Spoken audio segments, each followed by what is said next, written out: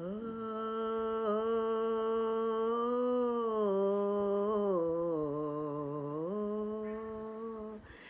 ఎంత చెప్పినా వినవే ఓ పిచ్చి మనసా, ఎంత చెప్పినా వినవే ఓ పిచ్చి మనసా.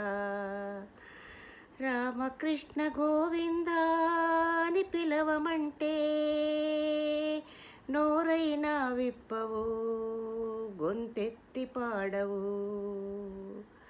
రామకృష్ణ గోవింద అని పిలవమంటే నోరైనా విప్పవు, గొంతెత్తి పాడవు. నీకు ప్రాప్తమో లేదాయనే, నీకు బాగుపడే మార్గము లేదాయనే.